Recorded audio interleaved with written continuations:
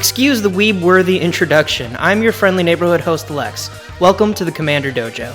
Today I'm going to be taking everybody's favorite friendly Hippo Phelddagrif and turning him into a Staxy competitive abomination. Is this going to be some deck that absolutely redefines the competitive meta and is a top-tier powerhouse?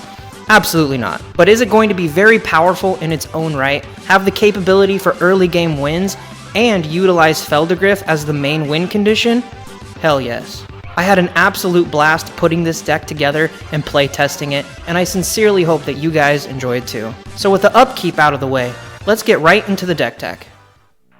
When most people hear the name Phelddagrif, they instinctually think about Group Hug. Now, for the uninitiated, Group Hug is a strategy that revolves around giving your opponents tremendous advantage. The point of these decks isn't to win, it's to cause chaos and make really unique and interesting gameplay scenarios play out. Not everything about Phelddagrif is hugs and free love though. He has the potential for some serious combo greatness.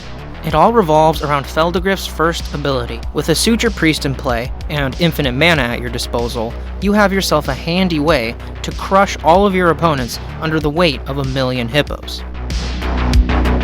Groan all you want, but Isochron Scepter when paired with Dramatic Reversal is one of the most compact ways in the game to produce infinite mana. Once we have enough mana rocks or mana dorks in play to make the Dramatic Reversal loop possible, we're going to pair those with either Sensei's Divining Top or Thrasios to dig for the pieces we need to win the game through Phelddagrif. We also have Freed from the Real, which when enchanted on let's say a Fabro Elder or a Bloom Tender, can net us infinite mana, because every time you tap one of them and you make a blue, you can use that blue to untap them, thus generating infinite mana. Freed from the Real can also be really gimmicky with cards like Arbor Elf. If you have a Utopia Sprawl enchanted on, let's say, a Breeding Pool, you can net yourself infinite green mana by using the Arbor Elf to continuously tap and untap your Breeding Pool. Our outlets in an infinite Arbor Elf scenario are cards like Green Sun Zenith or Finale of Devastation that let us dig for mana sinks such as Thrasios to finish out the game. Setting up gimmicky combos like this takes a lot of time. That's why we need synergies like Hullbreacher and Windfall to make it very difficult for our opponents to interact with what we're trying to do. We're also making full use of the most obnoxious white cards out there, things that stop our opponents from being able to play their commanders or play free spells, maintain a creature-based board state, cast spells during our turn, or activate abilities of any of their creatures. Round 1. Game number 1 has us up against some pretty unique commanders in the form of Nimrus, Kenrith, and Braids. We definitely have our work cut out for us. I'm 4th in turn order and have a pretty slow hand here. I've got some great card advantage in the form of Sylvan Library and one piece of a combo with Dramatic Reversal in hand, but overall I'm gonna need some luck to break my way.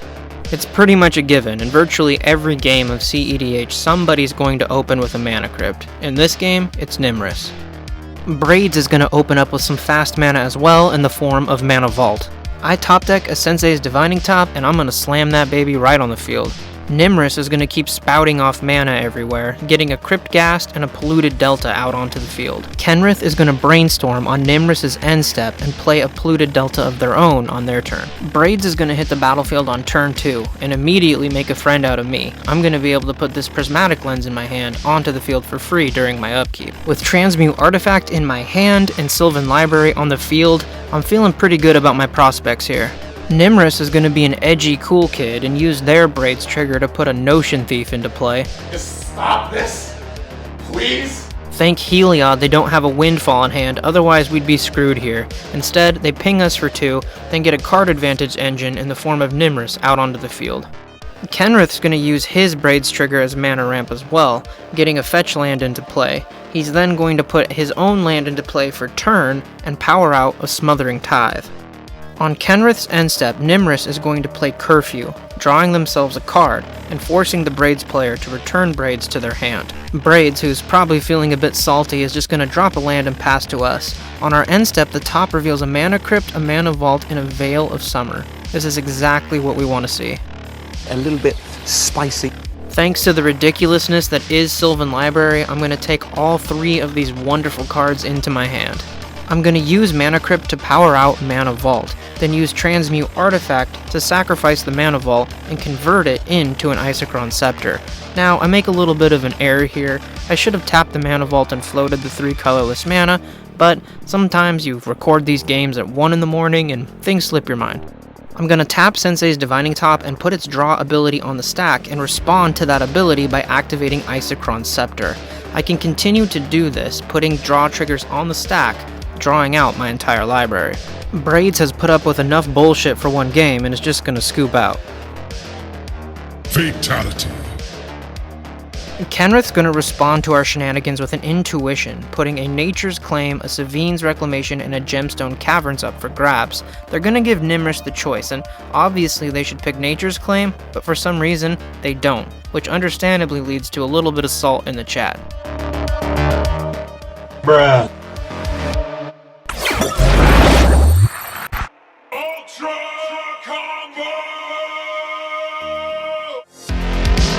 Round 2. Game 2 has us matched up against Mizzix Storm, Tymna Sakashima Stacks, and Kazur Ukima Food Chain combo. I'm going to start off hot with a turn 1 Mystic Remora, and all of my opponents are going to feed the fish massively. By the time I get to turn 2, I'll have drawn 4 cards. Tymna's going to start their turn 2 with an Uba Mask, which makes me fearful of a Dranith Magistrate lock incoming. Utilizing a Dark Ritual, Kazur's going to hit the field on turn 2 as well.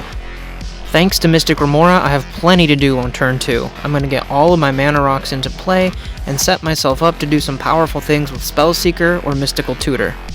But of course, Tymna's going to have a turn 3 Opposition Agent ready to go, shutting off my plans. Kazur's going to flip this entire game on its head by playing out a Time Twister. This effectively neuters our hands and makes all of our future draws miserable. Kazur's then going to hit me for 3, asserting his aggressive position on the board.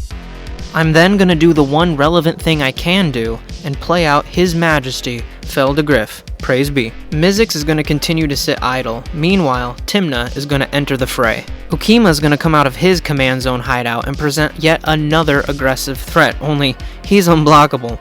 Great. Tymna and I are then going to be viciously assaulted. I'm going to donate Tymna a Hippo in the hopes that they'll block down the spirit token that's attacking them and get one of these aggressors off the board.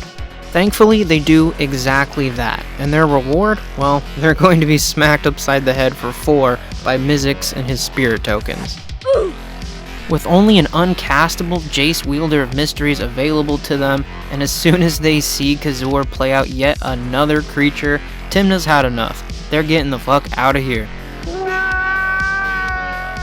I know I'm an easy target right now, but I still feel personally offended that Kazur decided to swing all out at me. So, in response, I'm going to give Mizzix a board full of Hippo tokens. I've got to send a message here.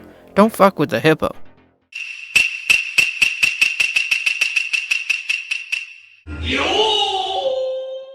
I'm top decking lands, it happens, but I have even more fuel now to produce even more hippos, so we gotta look at the bright side here. And of course, because I'm a sitting duck, I'm going to continue to be assaulted, so I'm going to do what I can here and just make as many hippos as I can. A whole fellowship of hippos.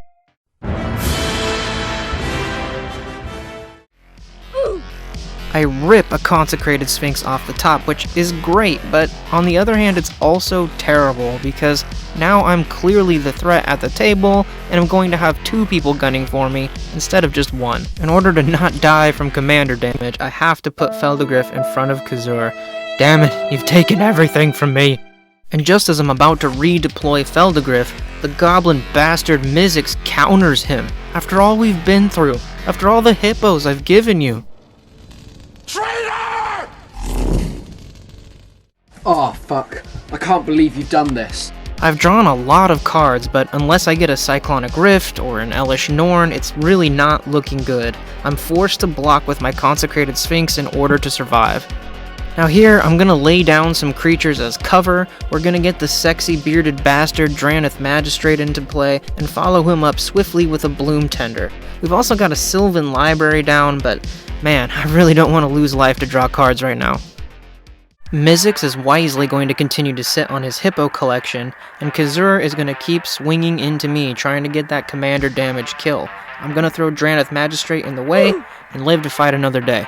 I find a Worldly Tutor through Sylvan Library, and that's great, but I don't have any way to draw whatever creature I would put on top of my deck anyway, so I have to hope that I can survive one more go around the table and draw into something really big. Mizzix is going to come at me with a Stolen Goods, which I'll promptly hit with a delay. However, I'm going to regret burning that counterspell there, because on Kazur's turn, he is going to absolutely plow Phelddagrif out of the way with an Assassin's Trophy, paving the way for him to kill me with commander damage. Now I could be a salty little bitch here and scoop to prevent him from getting the triggers from Kazur to make his board even stronger, but don't be that guy. Nobody likes that fucking guy. I'm gonna tank the damage like a man and go out like the Hippo champion I am.